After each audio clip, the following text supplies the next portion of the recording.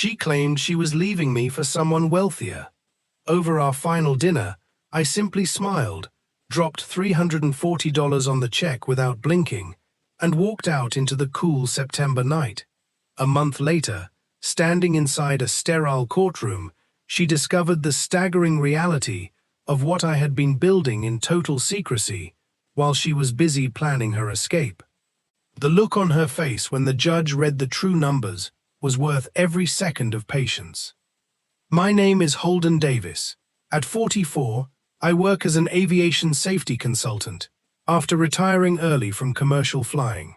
The pay is solid, the work matters, and I sleep peacefully, knowing I'm no longer responsible for hundreds of lives at 30,000 feet. But to my wife of 13 years, Cassie, solid was never enough. She wanted spectacular. The restaurant she chose was one of those pretentious places where menus omit prices, and the sommelier acts insulted if you order anything under $200. Cassie wore a navy silk dress I'd never seen before, her hair styled in a way that looked effortless, but cost a fortune. She'd been distant for weeks, working late, taking hushed calls in other rooms, and smiling at her phone in ways that had nothing to do with me. When she dropped the bomb over dinner, expecting tears or desperate begging, I didn't give her the satisfaction. I set my fork down, kept my hand steady, and listened as she explained her departure with clinical coldness. She had fallen in love with Preston Langford, a luxury car dealership owner who wore Rolex watches and bragged about his portfolio at cocktail parties. Instead of arguing, I signaled the waiter, paid the bill, held her coat open like we'd just finished watching a movie, and wished her the best of luck. I walked out into the cool air, leaving her standing there in her expensive dress, completely thrown off by my total lack of emotion. Returning to our home, the silence hit me first. Her closet was half empty, the hangers dangling bare where her designer dresses used to hang. The shoe rack was looted, the bathroom counter wiped clean, and even her toothbrush was gone. On the kitchen counter, I found a single folded note. "Thanks for everything. Enjoy your simple life." Beneath it were two notarized documents, a quitclaim deed removing her from the house title, and an old division of assets agreement, dated 3 days prior. She had used a stack of papers I blindly signed during a health scare a year ago to ensure a clean split. She meant the note as a parting insult, a final reminder that I wasn't enough. But sitting in that quiet house, I realized she had walked away so cleanly because she thought I was worthless. While she was measuring her future by a con man's bank account, I was finalizing a deal that would change my life forever. The very next morning, my attorney, Owen, confirmed the news I had been waiting on for 18 months. My firm had officially closed a massive partnership with Boeing, a comprehensive safety audit contract worth $94 million over 5 years. Because I had signed an NDA months prior and restructured my business into a new entity post-separation, the Boeing contract was entirely separate property. Cassie had filed for divorce, expecting to split a modest portfolio of $350,000, totally unaware that her legal team was walking straight into a legal execution. To make matters better, Owen had also run a background check on Preston Langford. On paper, Langford looked like a high roller with 5 dealerships across 3 states. In reality, it was all smoke and mirrors. Langford had filed for corporate bankruptcy 8 months prior. The dealerships were in receivership. The inventory was consigned from auction houses. His Porsche was leased under his ex-wife's name, and he was drowning in over $2 million of personal debt. Cassie was trading up to a man who was utterly broke. Over the next 2 weeks, I moved out of the house and into a quiet temporary apartment overlooking the river. But as the court date approached, unexpected shadows from the past began to surface. I received a cryptic voicemail from a loan shark named Vincent Calabrese. When I confronted Owen, the truth came out. 6 years ago, My late father-in-law had racked up $210,000 in gambling debts and forged my signature and social security number to co-sign the loan.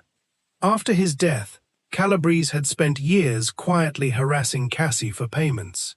Rather than entering a bloody legal battle to prove fraud, I used my resources to pay $150,000 in cash to wipe the debt completely clean, ensuring my name was cleared and eliminating any future leverage.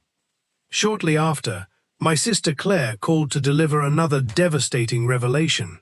13 years ago, the night before our wedding, Claire had tried to warn me that Cassie was using me. Now she confessed why. Cassie's mother, Judith, had openly bragged at the rehearsal dinner that marrying a stable, high-earning pilot like me was the strategic solution to erase her late husband's financial messes. My entire 13-year marriage hadn't just degraded over time. It had been a calculated business transaction from the very first day. Then came the heaviest blow of all. While gathering evidence, Owen uncovered medical records showing that just 4 months earlier, Cassie had secretly terminated a pregnancy at a women's health clinic without ever telling me. The timeline aligned perfectly with when she began moving her money and plotting her escape. She had quietly erased our potential child because a baby would have complicated her grand exit and tied her down to a simple life.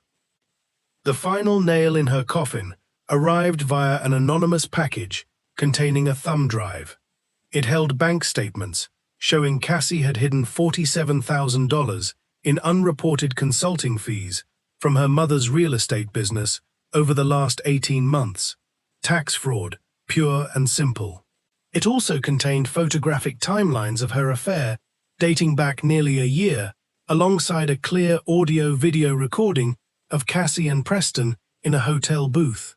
On the tape, Cassie casually bragged about how her mother was planning to appraise our house artificially low so she could take full ownership before divorcing me. She wasn't just leaving, she was actively conspiring to commit fraud. When the court date arrived, Cassie sat beside her aggressive, high-priced attorney, Richard Voss, wearing a conservative suit meant to project innocence. She expected a routine settlement and a quick payout. Instead, the proceedings turned into an absolute nightmare for her side. Judge Sarah Hendricks, a no-nonsense veteran on the bench, took her seat and reviewed the evidence binders Owen handed forward. Within minutes, the atmosphere in the room shifted from cold professionalism to sheer panic.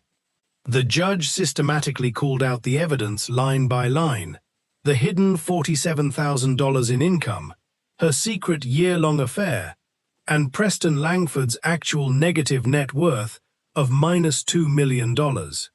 Cassie went deathly pale, leaning toward her attorney as he frantically flipped through pages he had clearly never seen before. Then came the final blow. The judge read aloud the confirmation of my $94 million contract with Boeing, establishing on the record that it was finalized post-separation, completely locking Cassie out from touching a single cent. Desperate, Cassie spoke up, trying to cling to the house she thought was her grand prize. The judge cut her off, revealing the final secret. The property had a failed septic system and massive underground oil leakage, with environmental remediation costs exceeding $200,000. The house had negative equity. It wasn't an asset, it was a financial anchor. During a brief recess, we moved into a private conference room for settlement negotiations. Cassie sat across the table, her hands trembling, the color completely drained from her face. Owen laid out the terms with icy precision. She could take full ownership of the contaminated house, all of its associated environmental liabilities, her personal vehicle, and a lump sum of just $20,000 in cash. In exchange, she would sign a complete waiver releasing all claims to my assets, retirement, and future earnings. Voss quietly advised her to take it, warning her that going to trial would invite criminal prosecution for tax fraud and conspiracy. Staring at me in utter disbelief, Cassie realized the horror of her situation. She had thrown away a loving 13-year marriage, aborted a child, and traded a true fortune for a bankrupt fraud, all to end up broke and saddled with a toxic house she couldn't afford to clean or sell. When she softly asked where she was supposed to live, Owen plainly reminded her that her choices were her own problem now. She signed the papers with a shaking hand. I didn't smile, mock her, or celebrate. I simply gathered my belongings, walked out of the courthouse, and stepped into the bright afternoon sun, leaving her behind in the very mess she had spent a year creating.